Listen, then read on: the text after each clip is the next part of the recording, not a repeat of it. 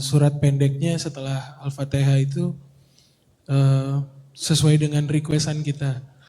Saya lagi mengamalkan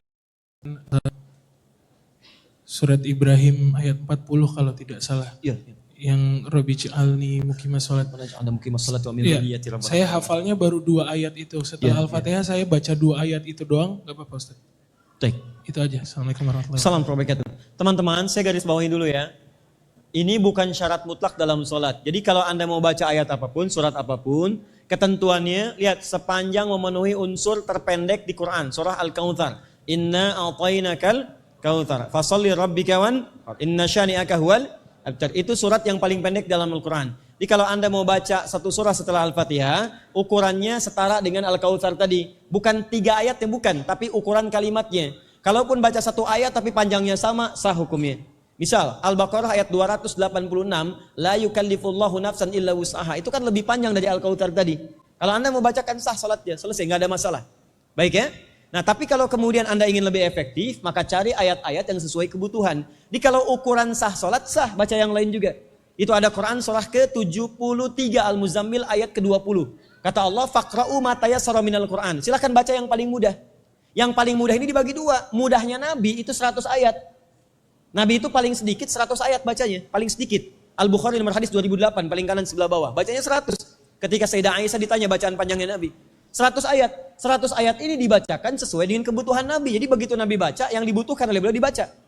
Saksinya di belakang Hudzaifah al-Yamani, Ubay bin Ka'ab, Abdullah bin Mas'ud. Tapi bagi kita mungkin gak 100, bagi kita mungkin 1 ayat, 2 ayat sah.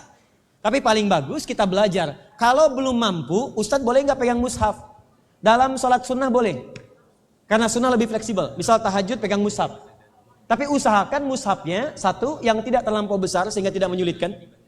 Yang kedua, diusahakan yang tidak ada terjemahan sehingga tidak terganggu dengan terjemahan ketika pegang. Itu boleh dalam sholat sunnah. Kalau Anda sendirian atau jadi makmum. Tapi kalau jadi imam tidak disarankan pegang. Karena tidak ada ceritanya imam nyontek.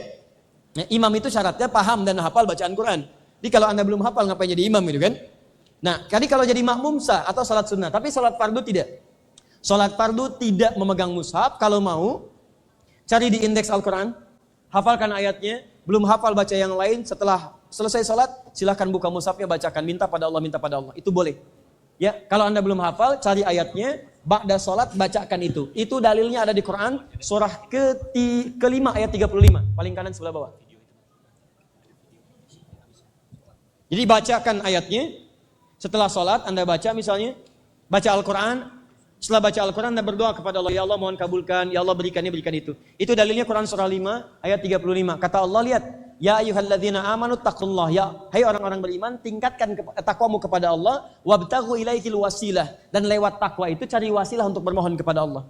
Di antara makna takwa salat, di antara makna takwa baca Al-Qur'an. Orang yang sedang baca Al-Qur'an, dia orang yang sedang meningkatkan takwa. Begitu selesai baca Al-Qur'an, maka cari wasilah dengan baca Al-Qur'an itu kepada Allah. Allah mohon kabulkan ini, ya Allah mudahkan ini dan sebagainya. Paham? Jadi kalau Anda tadi baca Ibrahim Quran surah 14 ayat 40 sampai 41 sampai ke 46-nya baru bisa 2 ayat, gak apa-apa, bagus Masya Allah. Bismillah, teruskan. Teruskan. 41, 42, 43, teruskan sampai selesai Qurannya. Nah, itu kemuliaan. Usahakan gini ya. Saat kita hidup, lahir, kita belum bawa apa-apa. Saat pulang, bawa kebanggaan di hadapan Allah Subhanahu wa taala. Minimal ada 1 ayat yang kita bawa ke hadapan Allah. Kita lahir menangis, orang lain menertawakan kita. Usahakan saat meninggal kita yang tertawa dan mereka menangisi kepergian kita.